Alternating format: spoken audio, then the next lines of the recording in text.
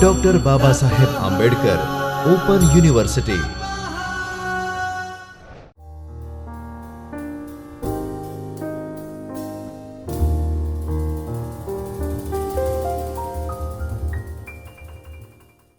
Welcome once again, students. This is the second session of Unit 1, Software Project Management and Techniques. In the last session, we saw that what is project, we saw its definition, its characteristics. Next, we saw was software project management, what was its goal and its importance.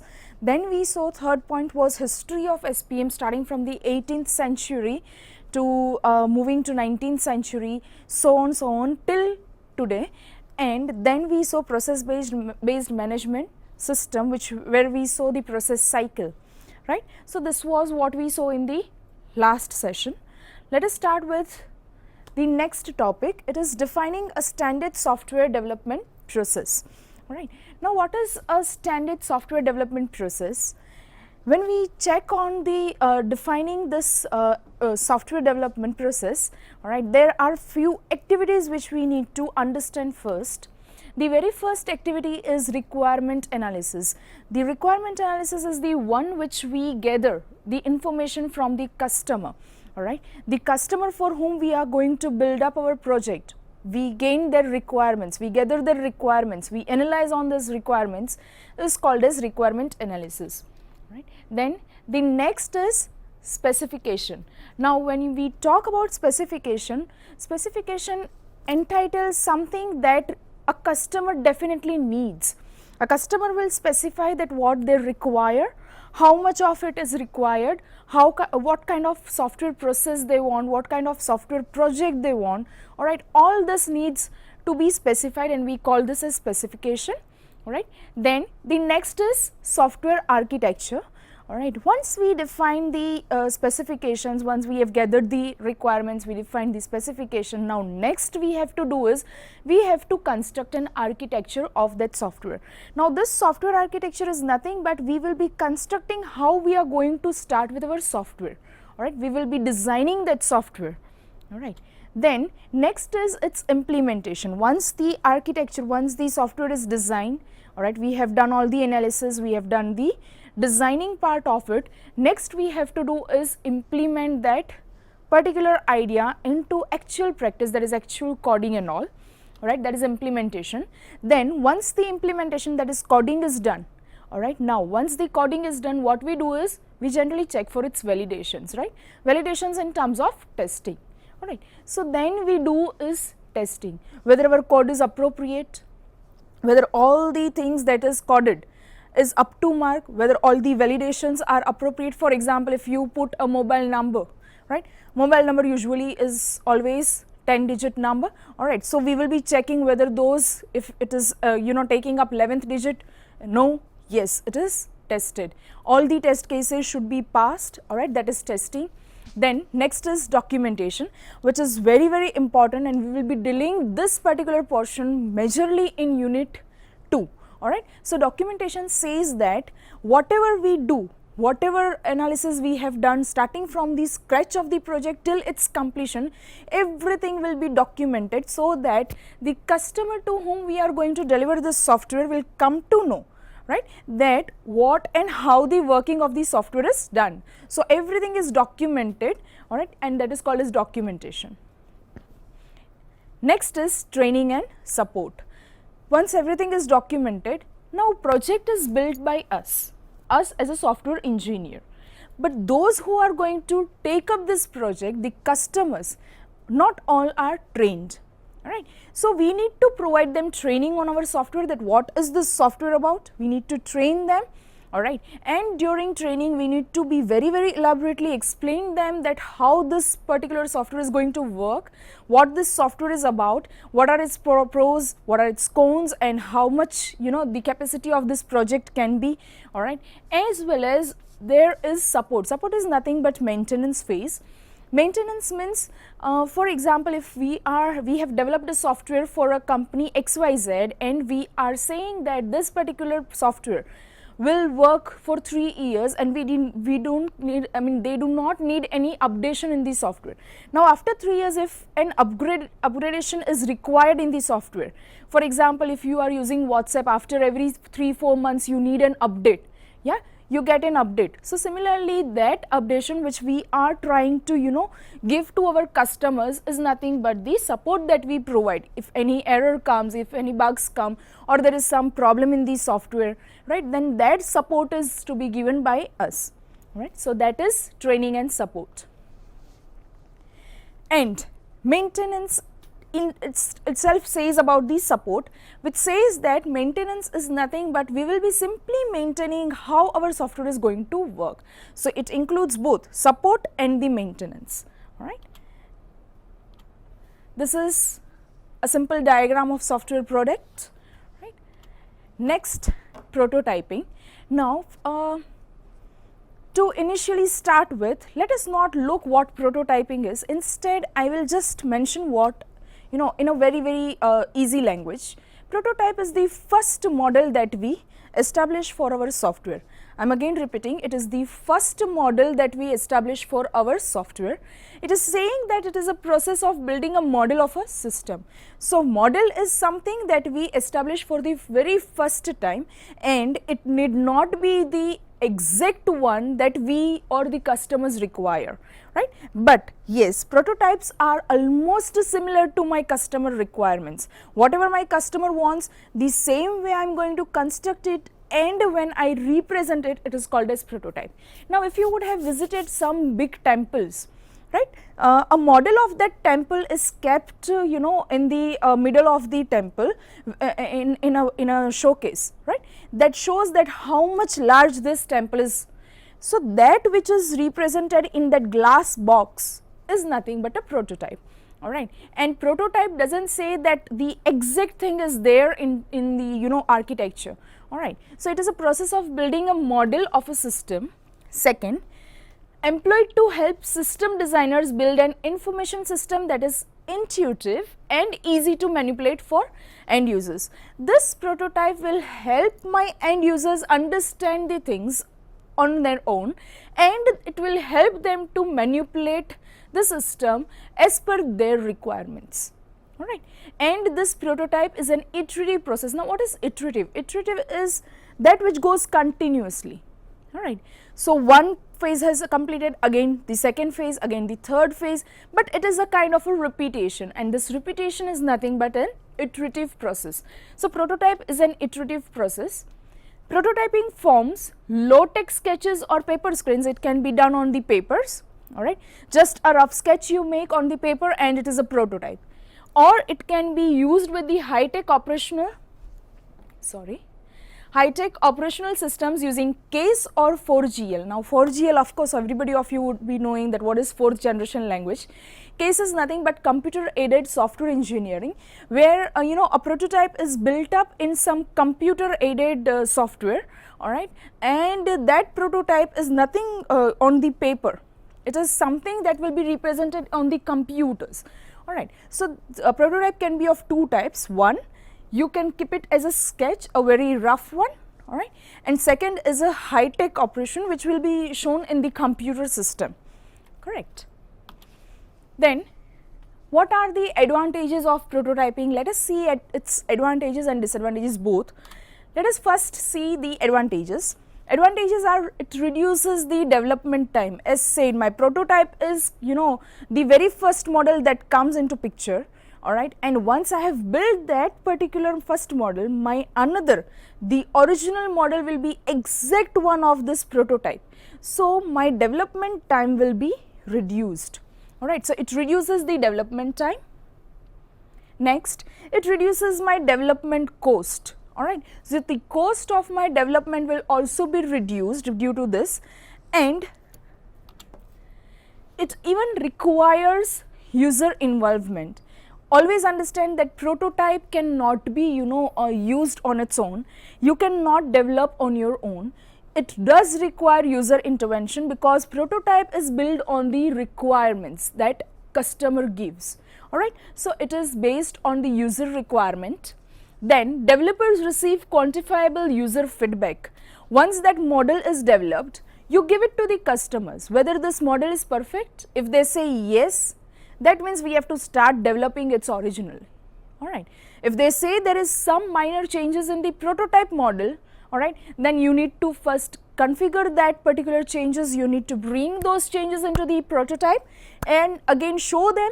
If they give a green signal, yes, we can further develop our product. Then facilitates system implementation, since users know what to expect. Alright, it facilitates your particular implementation very fast. Alright, implementation becomes very fast because it is already there, already built up. Now you are simply supposed to originally make it and then implement it. Alright, then results in higher user satisfaction. The very first thing is, if you are shown something which is a basic model and if the same replica is being done, alright, and if you see that same replica, you will come to know, yes, this is what I wanted, this is what I was shown in the prototype model and this is what the original it is. Alright, so user satisfaction reaches to a very high level. Alright, then exposes developers to potential future system enhancements. Alright, it says that prototype will help you to if any future requirement is there, as said that if you are not given a green signal by the customers, they say that you need to rebuild your prototype, then in the future also you can enhance that prototype, you can add certain things into it and then you can move further with the original development. Right. Now let us look at its cons. There are few cons of it, that is disadvantages of it. First is, it can lead to insufficient analysis. Alright, if you have not gathered the requirements properly, right, then there can be an insufficient analysis of your prototype. Second, users expect the performance of the ultimate system to be the same as the prototype. As said, I in the starting only mentioned that my prototype is not going to be the exact thing what my original one will be. It is of course going to be a replica of it, but sometimes we will lack in the original system building. It would not be unlike my prototype. It is going to have almost all the features, almost all the functionalities of my prototype, but somewhere, some or the other way, in my original system, I would not be able to fulfill all the characteristics that is mentioned in the prototype. So my users to whom I have actually shown my prototype would expect that my original system would be the same one, but that would lead to a bit of user dissatisfaction. It says, third one, developers can become too attached to their prototypes. Now, if I have developed some prototype, alright, you know about a sculpture, right? If a sculpture is there, he is building a sculpt, right, and he is constructing some sculpture. If there is a model kept and he is supposed to construct the bigger one, alright, he will be focusing on that smaller model much more. Alright, so it should not be, a developer should always not focus on the prototype. Yes, all the functionalities, features, characteristics should be there, but they should not restrict themselves into that prototype only. Alright. Fourth one is, can cause systems to be left unfinished and or implemented before they are ready, because they will be stuck very much into the prototype. It might happen that you would not be able to finish up your project. So do not rely much on prototype. Yes, it is to be considered, exact replica of it is to be built, but never mind if it is somewhere it is deviating, alright, somewhere it is being different than my prototype, it's okay, right. Then next is, sometimes leads to incomplete documentation as well. Alright, as said, documentation is one of the most important part of my software process or software project management. Alright, so sometimes it leads to incomplete documentation also, right. Then if sophisticated software prototypes like what we talked about for GL and case, right, if they are used and employed, time saving benefit of prototype can be lost. The only reason is, if I tell you to write on paper, you will be very fast writing on the paper, you will draw on the paper very fast. But if the same drawing I tell you to do it on the computer screen, it will take much time. If I tell you to draw a parrot on your paper, and if I tell you to draw the same parrot on the computer screen, it would take much time. So building a prototype with case or maybe 4GL would take much time, right. Next topic is risk management strategies. Now, what is risk management? What is risk? Risk is nothing but threats associated with my process, right? When I am building a software, of course, there are problems going to come, there are going to be several threats with my particular process, with my particular software, all right? So, there is risk management strategies. Let us look what is it. It is a strategy to deal with hazard and risk designed to ensure that priorities are made, action is taken and available resources are put to maximum effect.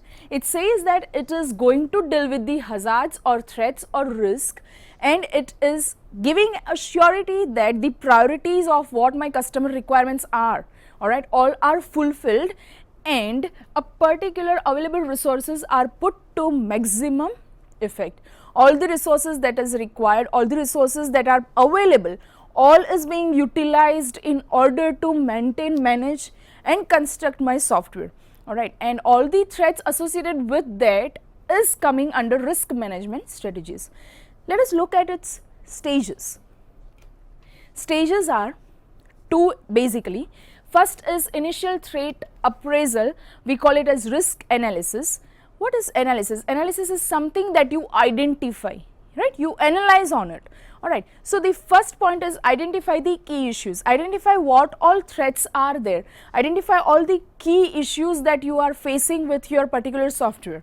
All right. Then second is systematic examination of identified risks and identify risk that requires operational analysis. It says that whatsoever identified risks are there, you systematically analyze all those risks. Systematically analyze all those risks and if required identify much more risk that is associated with that particular risk, all right. Then third, insurable and uninsurable risks are identified and evaluated. There are two types of risk, one is insurable and another one is uninsurable. Identify both the types of risk associated with your software project management, all right. And as said, the second one is risk strategy. The second stage, first one is initial threat appraisal, that is risk analysis, and second is risk strategy. Now, once the risk has been analyzed, once we know that what all the risks associated with our software are, next stage is risk strategy. So, the first point in it is information at step 1 is used to formulate a plan to reduce the risk. We have already seen what all risk can be there, right? Now, plan a particular strategy to reduce this risk. Risk, which risk? Risk that are identified in the stage 1. Next is risk evaluation and management.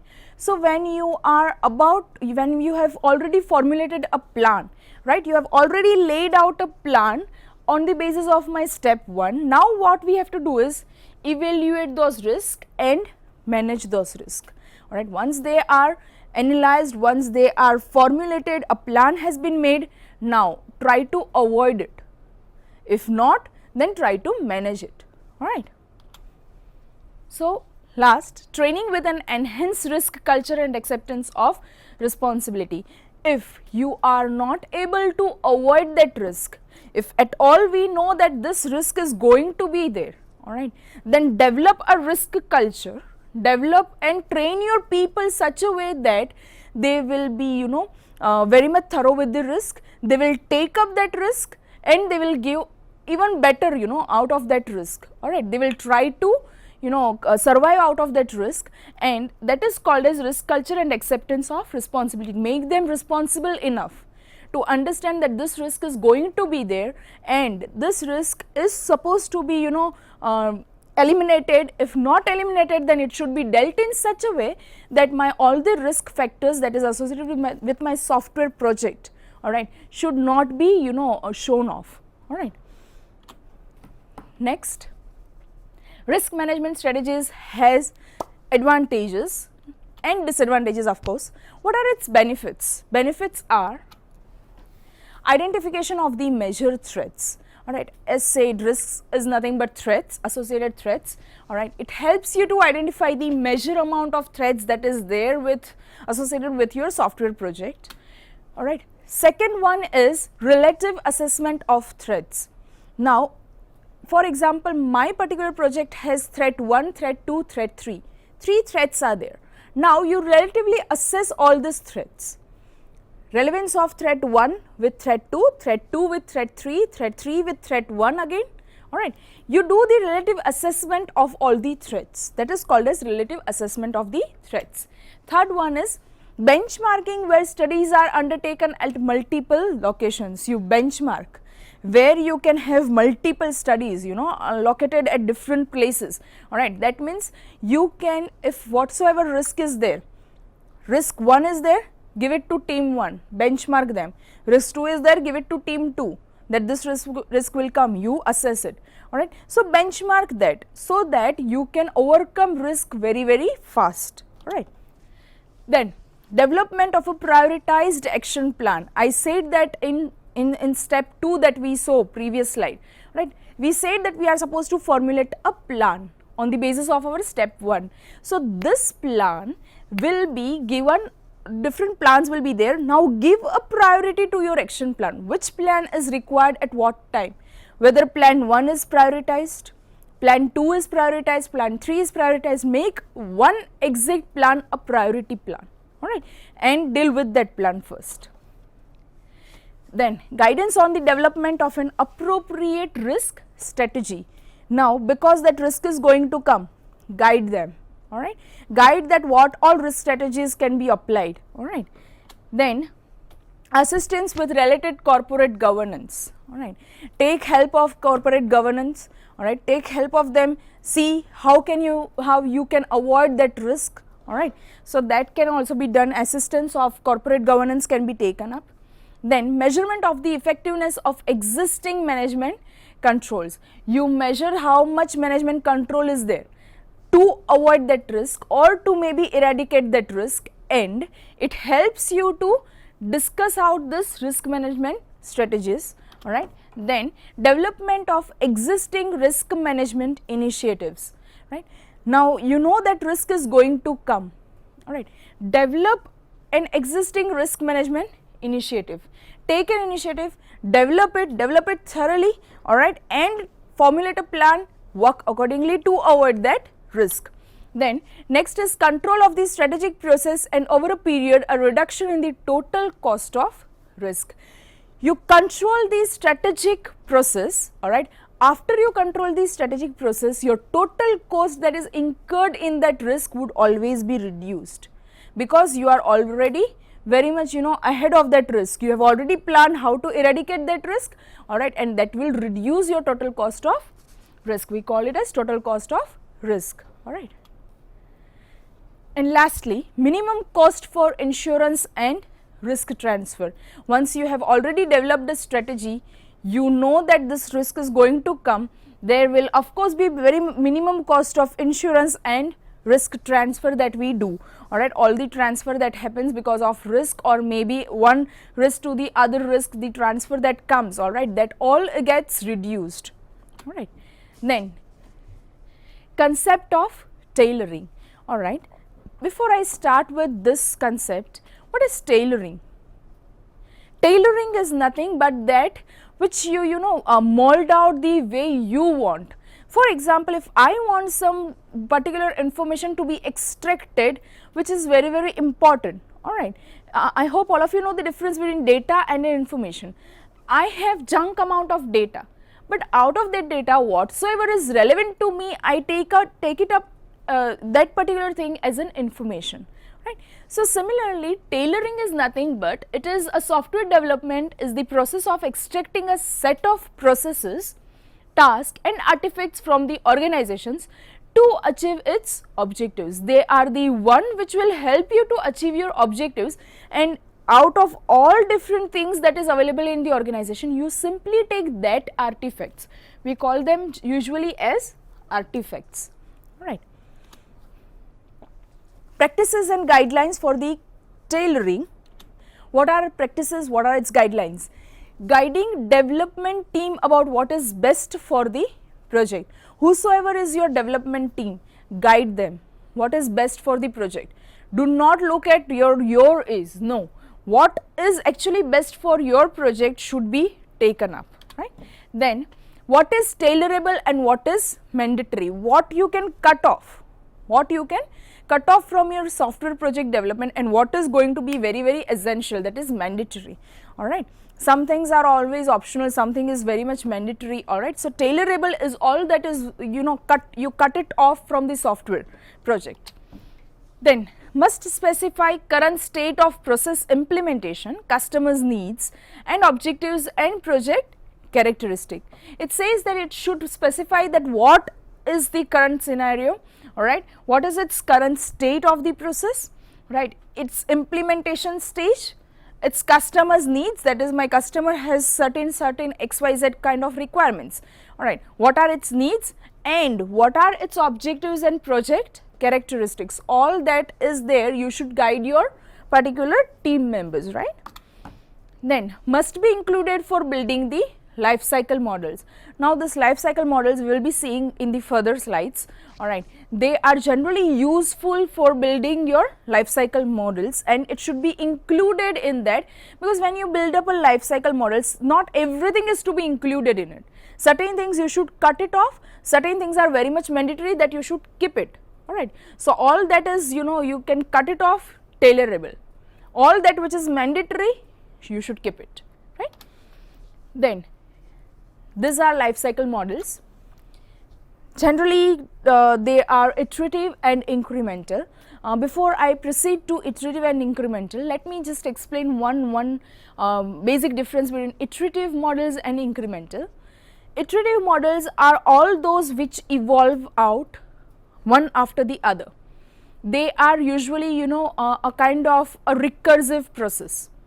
1 step, 2 step, 3 step, 4 step, you revolve around it, you evolve out of it, alright, and it is just not going to be, you know, and it is going to be a never ending process, iterative one.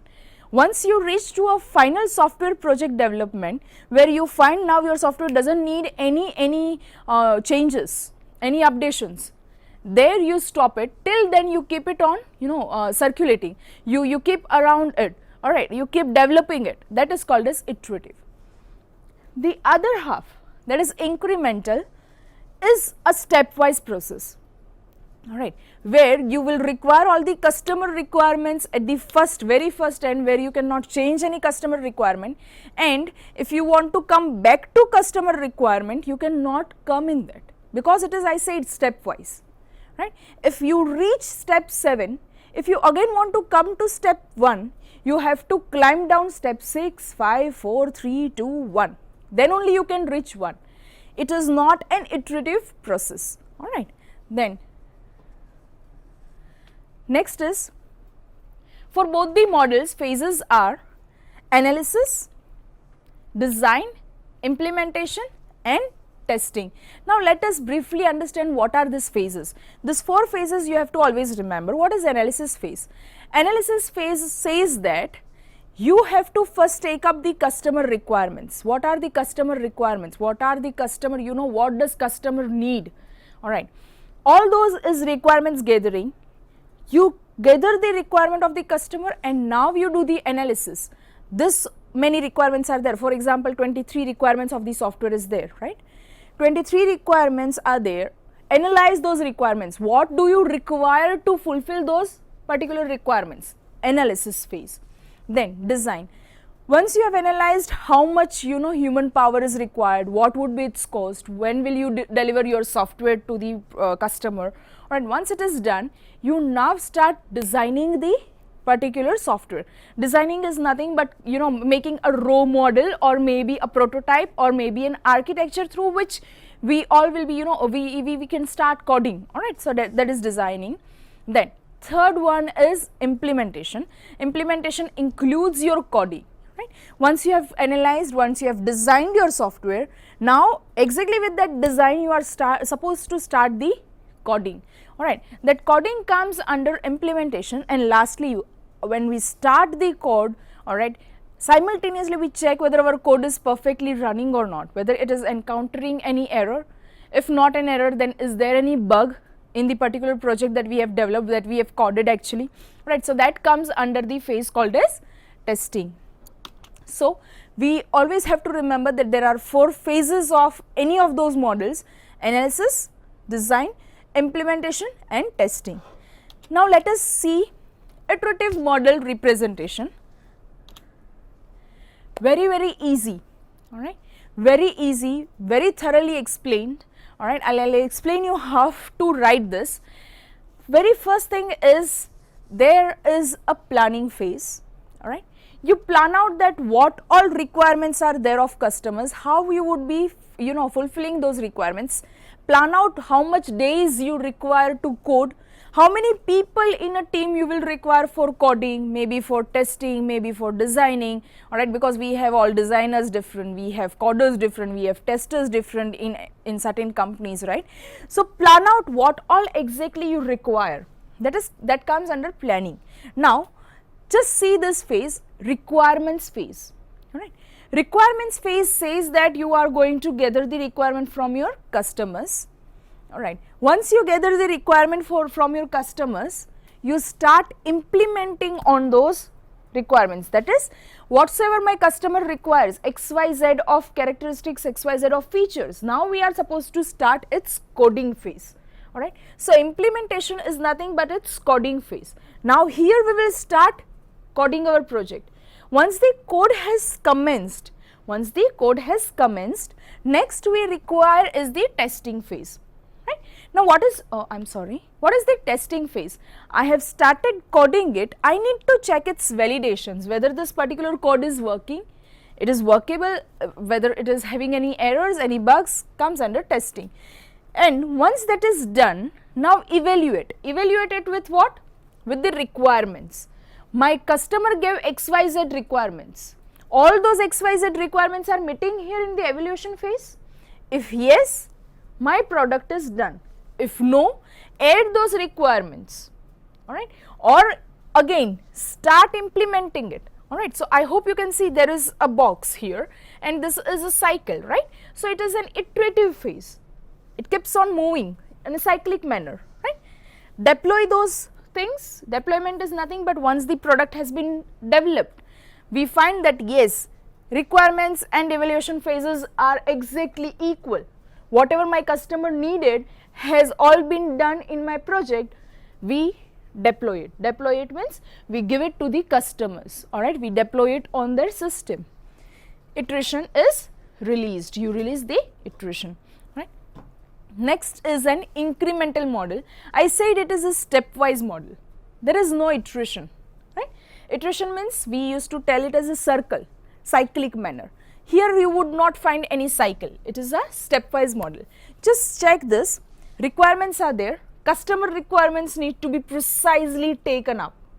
You cannot include any other requirements afterwards, all right. Once all the requirements of the customers are taken up, then only you can move to design and development phase.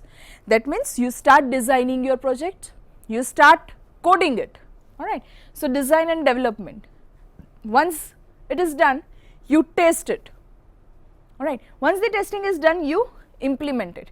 Now if you find that there is some lack of things, or you are lacking in certain characteristics or certain requirements that our customers required, right, then in that case you again have to start with the design and development phase, step 2, step 3, step 4, 5, 6. So every time you have to follow design and development, testing, implementation. If implementation fails, again go to design and development, testing, implementation. Again if it fails, the third phase, all right. So it is not an iterative one, but it is a stepwise thing, all right. So you have to actually go in the same order. Now if you see a logical difference between iterative and incremental, iterative is very flexible. Whenever you want to move anywhere in the project, you can move out, you can opt it, all right. But in incremental you cannot do that. Incremental is strictly going to be the same stepwise process. You cannot move from implementation back to design and development or back to testing, no, you cannot do that in incremental process.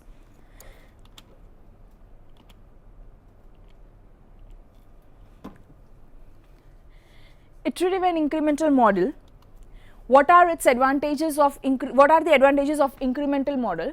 They are more flexible, they are less costly to change, all right, scope and requirements. So they are more flexible in fact, right. then generates working software quickly and early during the software life cycle. Alright, they actually help you to generate a working software very quickly, the incremental phase, right. They are easier to test and debug during a smaller iteration. So, because they have smaller kind of iterations, they can be tested very fast, quickly they can be tested, and they are very easy to test in fact. Then customer can respond to each build, whatsoever build has happened. If you want to further go to the customer requirements, it happens, you can go and change the customer requirements, you can update it, again go to the design and development phase, again go to the testing phase, again go to the implementation phase. So that can happen, right. Lowers initial delivery cost, it lowers your delivery cost also. It is easier to manage the risk management strategies that we discussed just few slides back, right. It says that it is very easy to manage those risk, alright. And what are its disadvantages of incremental model? Disadvantages of incremental model is it requires very good planning and very good designing, alright. As said, it is a stepwise process, you cannot move back into the particular model. So whatever you do needs to be very perfectly done. Once it is perfect, then only you have to move to stage 2. So it requires a very good planning, very good designing, right. Then needs a clear and complete definition of the whole entire system, right. If you are supposed to use incremental approach, you need exact definition, exact things, whatever you require, right, everything will be given up, it should be there, it should be mentioned, it should be fit in your mind, right, everything you should know. Then total cost is higher than your waterfall model, alright. Waterfall model is a classic life cycle model, alright. It is also not an iterative phase, it is also a kind of not an incremental phase too, but it is one of a very kind a very first model that was there in software engineering, alright. So that were disadvantages of incremental model. Now identifying the software model, alright. There are few very software models that has been identified on the basis of iterative and the incremental models, alright, and all those models I have just listed here. Just check the list. They are waterfall model, incremental model that we have already discussed, RAD model, it is rapid application development model. I again repeat, RAD stands for rapid application development model, alright. Oops. Then next is prototype model, alright. Prototype model we have already discussed in few slides back what is prototyping, right. And last is spiral model. Spiral model is nothing but an iterative model that we discussed, right. So that is spiral model. Now one of the huge and majorly gaining attention of all the software engineers is a topic called as XP programming. It is XP programming. I'm mentioning what is XP programming. X stands for extreme and P stands for programming, right. So extreme programming, which is also referred as XP programming. XP team uses simple form of planning and tracking. They do not fall into iterative type of planning or maybe incremental model, iterative approach, no. They simply do a very simple form of planning and tracking the process down, tracking the cost estimations, tracking the people, resources, what they are doing and what so far how much the project has been completed, all those comes under tracking, right. Focused on business value. This particular programming strategy is focused majorly on business values and ethics, right. Software is released in a series of small fully integrated releases that pass all the tests the customer has identified. They come into very small chunks, they come into smaller parts, but it is very much pretty sure that whatsoever my customers requirements were there, all those is fulfilled in the first phase, it is intact. Next, again my customers give some requirements, second phase starts, again intact. All the customer requirements will be fully seen, that they are fully kept into my software, alright, and implemented well enough, alright. Then it is about team responsibility for all code, alright. Here people are going to work together, it is extreme programming, extreme is going to be very rapid one, alright. So everybody used to, they should be in a team.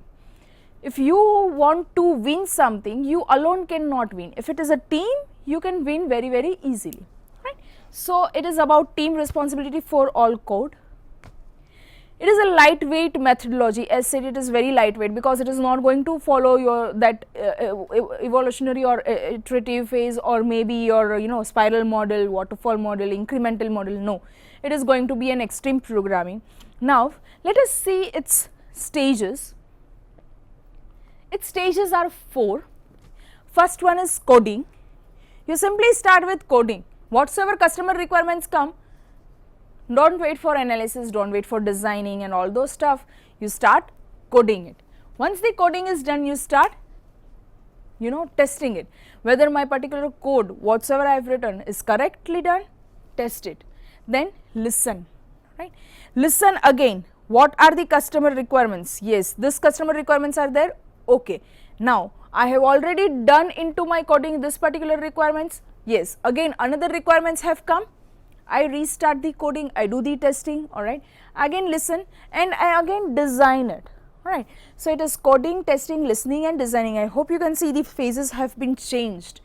Previously if it would have been designing, first listening, then designing, then coding and then testing. But this is a kind of an extreme programming where coding, it starts with coding, alright, coding, testing, listening and designing, alright. We generally refer this as XP coding, XP testing. XP stands for extreme programming coding, extreme programming testing, extreme programming designing and its listening abilities, right. Next topic is managing the software development process. How do you manage the software that is developed? Goal of any software project development is, what is its goal? Goal is product must be delivered on time, because any customer who is demanding any software wants their particular product to be delivered on time within the allocated budget, because budget is a constraint. Nobody can spend on a software more than what they have already decided, alright. So within the allocated budget and meeting all the customer requirements. A user satisfaction is must, right. For example, if you are my customer, I am supposed to develop a project for you, alright, and that particular software should be of 50,000 of cost is there. I am supposed to deliver it you the same project on within a month, then it should be delivered within a month. It should not exceed 50,000 of bugs that we already decided, alright, and it should meet all the requirements that you stated, right. So meeting all the customer requirements, this is the goal.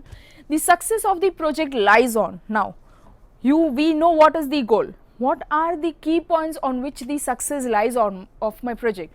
First, properly managed project. My project should be very, very properly organized, properly managed, right. Then competent manager, alright. It should be in the hands of those people who can competently work with that project, who can manage that project, alright.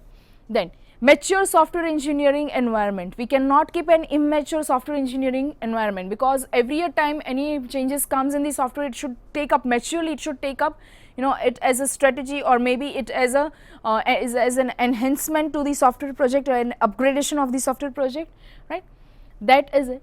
Then a properly managed project has a clear, communicated and managed set of goals and objectives, right. A particular software project that is developed already, alright, always has a very, very clear, communicated and managed set of goals and objectives. Its goals and objectives are very clear, alright.